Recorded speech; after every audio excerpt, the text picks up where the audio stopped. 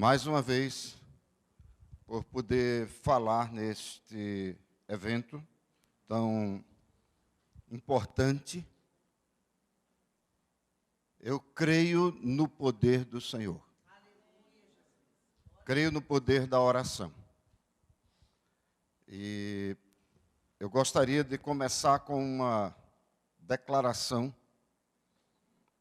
que eu não a faria há alguns anos.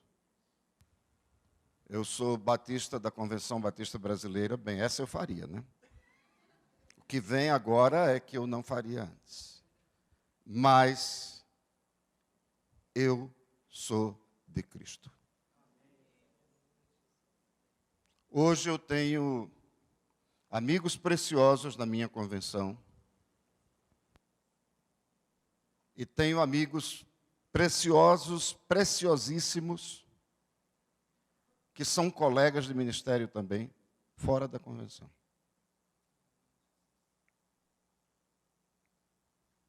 Darcy foi quem me ajudou a chegar ao Michel, né?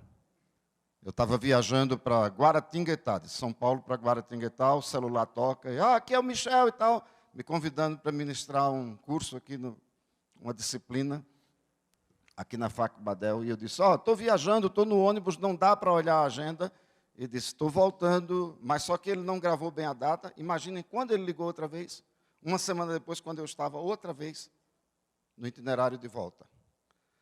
Nos desencontramos e, através do pastor Darcy, nós nos encontramos. Então, Michel é outra grande amizade de todas as horas. Então, se eu posso dar um conselho a vocês, sejam os melhores membros de suas igrejas, sejam os melhores músicos, sejam os melhores pastores, mas não se limitem à igreja local.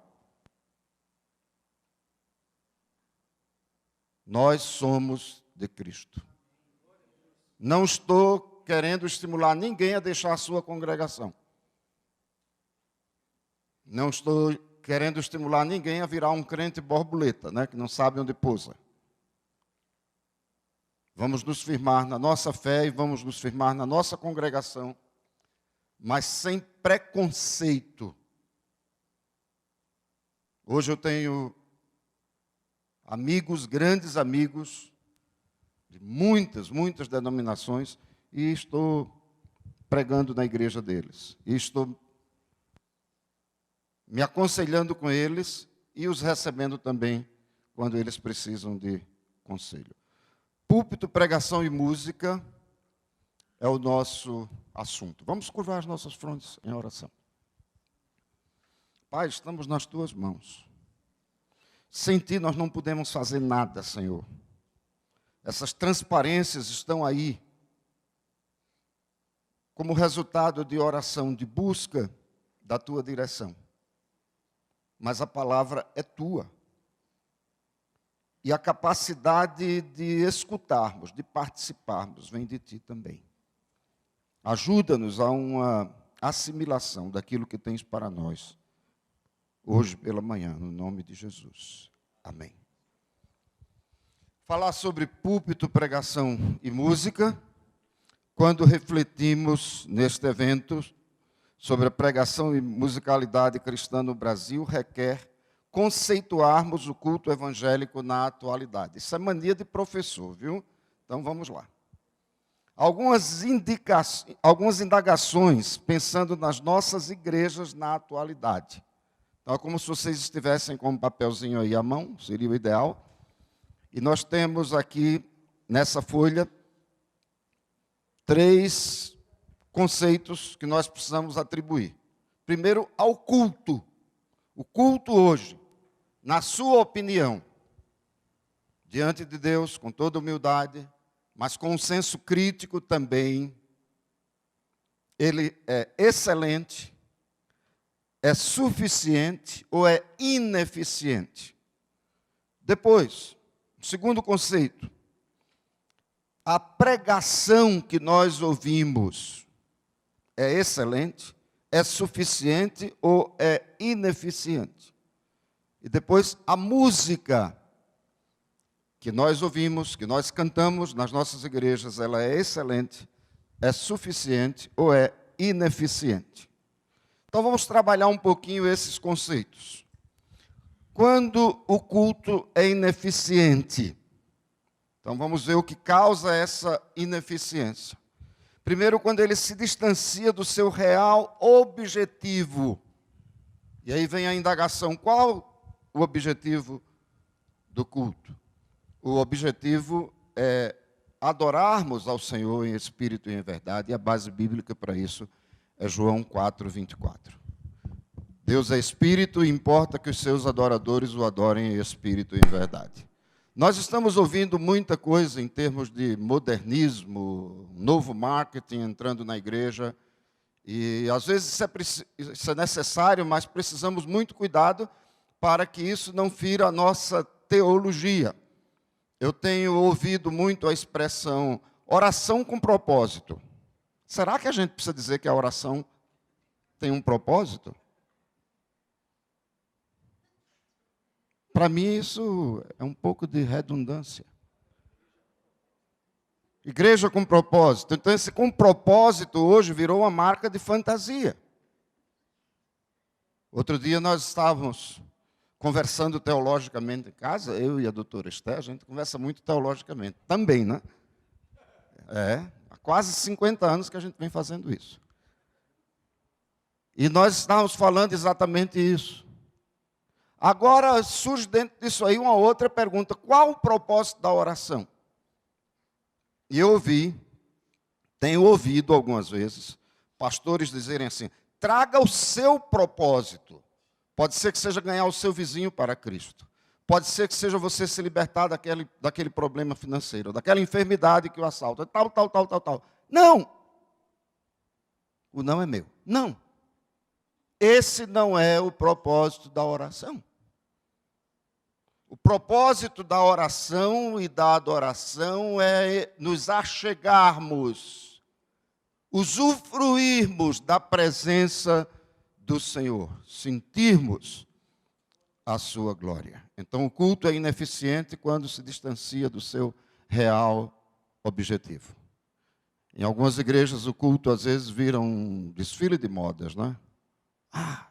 Tomara que chegue domingo para eu exibir aquela roupa. É claro que a gente gosta de uma roupa nova, bonita e tal, mas não é por isso que nós estamos aqui. O culto é ineficiente quando pessoas se julgam imprescindíveis. Eu vou porque se eu não for, o número de participantes do culto diminui, porque eu sou pastor e quando eu não vou pregar, então trabalhe sua igreja, pastor. Porque você não é nada. Sem Jesus, nós não somos nada. O imprescindível é Ele. E Ele diz em João 15:5, sem mim, vocês não podem fazer coisa alguma. Então, se você está pensando que é a sua música que garante o êxito da sua igreja, pare de tocar. Precisamos ser humildes. Se você está achando que é a sua palavra que está com tudo, é melhor ficar calado, até que o Senhor nos ensine. O culto é ineficiente quando não há um plano nem ordem. E Paulo recomenda: façam tudo com decência e ordem. Eu não estou falando de necessariamente termos que ter esse tipo de recurso, ou termos que ter um boletim, nada disso. Mas que haja uma ordem. O que é que nós vamos cantar? Por que nós vamos cantar? Esses cânticos que vamos entoar estão de acordo com o propósito do culto hoje, a linha de intenção do culto. Então, tudo isso precisa ser verificado, né? E nesse fazer tudo com decência e ordem, nós precisamos pensar também na reverência, porque nós estamos na casa do Senhor. Então, buscando a excelência, e eu quero ler um pensamento do Dan Rosted, Ele foi um dos maiores músicos norte-americanos, músicos sacros, digamos assim, do século XX e começo do século XXI. E um dos grandes privilégios que eu tive na minha vida, junto com Esther, foi de irmos com um grupo de alunos da Universidade do Campbellsville, lá na casa dele em Louisville, e passarmos uma tarde ouvindo o Husted. E ao fim, Paulo, ele ainda nos serviu uma lasanha. E como foi bom estar com aquele irmão já com, acho que uns 85 anos, não é? 85 naquela época, mas com tanto amor. Amor a Cristo e mais ainda, aliás, amor à música e mais ainda, amor a Cristo, a entrega total ao Senhor. E o Dan Husted diz o seguinte: adoração não é atração, é algo que a congregação faz para Deus. Não pode haver nada da personalidade humana para tirar a atenção de Deus. E continua: você deve desenvolver a sua sensibilidade ao mais alto nível, mas depois deve aprender a levá-la até a cruz de Cristo. E na cruz de Cristo, ela será acomodada às necessidades do povo. Precisamos ser humildes para reconhecer que a nossa sabedoria vem de Deus. Culto é encontro com Deus que nos constrange a encontrar o próximo. Eu gosto dessa definição, uma definição pequena. Nós, cada vez que chegamos à casa do Senhor, onde quer que vamos para cultuar, nós vamos porque queremos nos encontrar com Deus. Mas necessariamente nós precisamos nos encontrar uns com os outros. Se o seu coração estiver cheio de amargura, cheio de ódio de alguém, se você estiver pensando em vingança, se você ainda não esqueceu o mal que alguém fez a você, tome cuidado. A palavra de Deus diz: se alguém afirmar eu amo a Deus, mas odiar seu irmão, é mentiroso. Pois quem não ama seu irmão a quem vê, não pode amar a Deus a quem não vê. 1 João 4, eu acho que é 20. Depois vocês olham aí. Cultos excelentes. Os adoradores estão preocupados em agradar a Deus. Eu vou colocar aquela música que o pastor gosta muito. Nada de colocar uma música que o pastor gosta. Coloque a música, porque é a música que dá certo com o hino, com o culto como um todo. Aquele hino dá certo. É a música que você tem sentido depois de orar, que Deus está orientando para que a congregação cante. Mas nós não temos que agradar ninguém. Eu quero pregar um sermão sobre o céu, porque a irmã fulana e tal, ela gosta demais de sermão sobre o céu. Tá bom, deixa ela com o gosto dela sobre o céu, sobre assuntos escatológicos, mas eu vou pregar sobre o céu quando o Senhor me mandar. Culto excelente, a programação tem em vista unicamente a apresentação a Deus. E Paulo desafia, né? Procura apresentar-te a Deus, aprovado, como obreiro que não tem de que se envergonhar. A confissão e o arrependimento fazem parte da liturgia. Não, hoje nós só pensamos mais em barulho. Darcy tem razão. Alguns cultos são terríveis. Eu, às vezes, fico até quase com inveja de quem usa um aparelhozinho, né? Porque quem usa o aparelho é só desligar o aparelho naquela hora.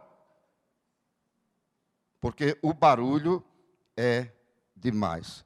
Nós precisamos trabalhar esse elemento de confissão e arrependimento dentro da nossa liturgia. Aquele momento quando só uma música suave é tocada. E às vezes até o silêncio. E eu me lembro da tradição, que vem desde a minha infância, faz muito tempo, né? Assim, agora nós chegamos à parte principal do nosso culto, que é a apresentação da palavra. Eu sou pregador, sou professor de homilética, trabalho com pregação. por prazer, por vocação, por profissão, mas cada vez que eu ouço isso, que ainda hoje a gente ouve, eu levanto na minha mente, será? A parte mais importante, a pregação da palavra, mas às vezes a parte mais importante não é necessariamente a proclamação. Não é necessariamente quando o pregador está falando. Pode ser que seja uma música. Pode ser também o silêncio. Naquele momento, quando se faz silêncio completo, nesse tempo de confissão e arrependimento, Deus fala ao meu coração de um modo tão especial, que a música não foi capaz de fazer, que as palavras não foram capazes de fazer, mas se naquele momento do silêncio eu me senti mais próximo do Senhor, então nesse culto, a parte mais importante foi o silêncio. Também nos cultos excelentes, nós temos adoradores que participam e nunca participantes que não adoram. Dá para sentir a diferença, né? Eu vou ao culto porque eu tenho que tocar, por isso eu vou. Não vá. Eu vou ao culto porque eu não posso deixar de adorar. Eu vou ao culto para me encontrar com o meu Deus e com os meus irmãos, porque isso completa a minha adoração. E o Darcy não me mandou escrever nada não, né? Mas aí, no culto excelente, a gente considera os limites dos tímpanos ao estabelecer volumes no templo. Paulo, meu amigo, estava preocupado porque ele estava sem o retorno. Ele queria e conseguiu, ele consegue sempre chegar até aos nossos ouvidos de forma agradável. Nada melhor. Pior coisa que existe é alguma apresentação gritada. Em qualquer lugar, no templo, pior ainda. Então, se chega aquele cantor, tá boca rachada, desculpem, tá? Foi só para ilustrar. É terrível. Ou se chega aquele pregador que está falando lá nas maiores alturas, meu Deus do céu, eu me desligo. Aí eu sinto falta de ter aquele aparelhozinho, né? Então, nos cultos excelentes, os participantes buscam também a comunhão uns com os outros.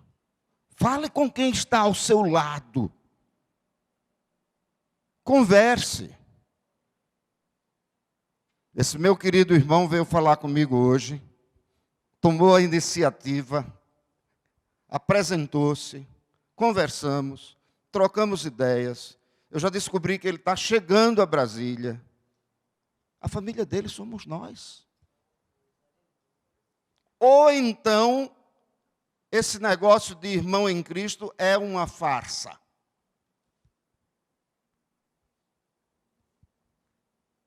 E eu sei que não é. Mas às vezes nós nos distraímos, né? Eu mesmo me distraio muito. Minha mulher é muito melhor do que eu nisso aí. E muita coisa mais. E agora aquela pergunta. Quando é que a pregação é ineficiente? Quando não está embasada na Bíblia. E a palavra de Deus é clara, né? Paulo desafia, 2 Timóteo 4:2, pregue a palavra, esteja preparado. 2 Timóteo 2:15, passagem que eu mencionei ainda agora, o início. Procura apresentar-te a Deus aprovado, como obreiro que não tem de que se envergonhar. O que é que esse obreiro faz? Ele maneja bem, ele sabe lidar, ele sabe repartir. O sentido de manejar é exatamente repartir. É a figura do pai de família que está repartindo o pão e distribuindo com os filhos. É esse o sentido no original. Então, maneja bem a palavra da verdade. Nós somos desafiados e nós nos tornamos responsáveis a alimentar o povo. O problema é que a fome é muito grande. Nós entramos e saímos em muitos templos do mesmo jeito, com a mesma fome, e ainda quase com um sentido de revolta, um sentimento de revolta. Meu Deus do céu, o que foi que eu vim fazer aqui? Eu podia ter ido para um outro culto, não é? Então, pregação ineficiente quando está distante dos ouvintes. Romanos 10, 17, a fé vem pelo ouvir, por se ouvir, essa tradução. A fé vem por se ouvir a mensagem, e a mensagem é ouvida mediante a palavra de Cristo. Eu acredito que essa é a tradução da NVI. Ouvidos abertos. A nossa capacidade de atenção vem a partir da motivação. Nós já saímos de casa motivados a vir ao templo, todos nós. Quando nós vamos ao templo, nós temos uma convicção, nós temos certeza da nossa necessidade de sermos alimentados com a palavra. Agora, quando nós chegamos e não há a motivação da própria palavra, às vezes nem há a palavra, a mensagem fica muito distante. Tão distante. Sabem o que é que acontece? O ouvinte se desliga. E essa pregação é ineficiente também porque ela não apresenta desafios claros. Eu mencionei isso aí na minha primeira palavra aqui na abertura. O sermão não é um quebra-cabeças com peças a serem montadas pelos ouvintes. O sermão é uma arte. Ele é elaborado da melhor maneira possível. Ele tem várias peças, mas as peças vêm encaixadas. O pregador vai apresentando a sua mensagem de tal maneira que as pessoas vão juntando essas peças na mente. Elas já vêm na posição certa. Mas, lamentavelmente, nem sempre é assim. Outro dia eu estava ouvindo um jovem pregador, que ele falou de tudo mesmo. E no fim não falou de nada, coitado. O texto foi completo pretexto. E a certa altura, ele estava contando uma história, ele se perdeu, uma ilustração lá, e ele olhou para o auditório e disse, onde é que eu estava mesmo? Eu tive vontade de dizer, cara, se você não sabe, quanto mais eu. Estava perdido. Então, a mensagem apresenta desafios claros. Não é um discurso para elogiar ninguém ou para agradar ninguém, mas também não é para maltratar ninguém. Eu gosto de uma definição que pregar é confortar os perturbados e perturbar os confortados. Então aí é salve-se quem puder. A palavra de Deus penetra aos nossos corações. Então, vamos buscar a excelência. Buscando a excelência. O melhor desempenho vem do pregador que, escondido atrás da cruz, e consciente de que a palavra é do Senhor, busca o poder do Espírito para alcançar os ouvintes com a mensagem que transforma. Nós somos porta-vozes. Nós somos simples instrumentos. E essa é a nossa maior honra, o nosso maior privilégio. Eu vou usar aqui as palavras que eu uso no livro Homilética do Ouvinte à Prática. Há esperança para o pregador, que mesmo abatido pelas circunstâncias, busca crescer na graça do Senhor. Novos frutos da sua pregação aparecem. Por mais que esteja tão desatualizado e debilitado que pareça morto, em comunhão com o Senhor, ele brotará e pregará entusiasticamente como um pregador renovado pelo Espírito. Aqui eu fiz uma paráfrase de Jó, capítulo 14, versos 7 a 9. Prédicas excelentes. Provém de pregadores apaixonados pelo ministério da pregação. Não sei quantos pastores eu tenho aqui, nós temos aqui, mas meu colega Nós não somos freelancers, pregadores. Nós vivemos para pregar. Pastor Valdívio Coelho, lembra dele, não é, Darcy? Pastor Valdívio Coelho foi um dos maiores evangelistas na primeira metade, início da segunda metade do século passado.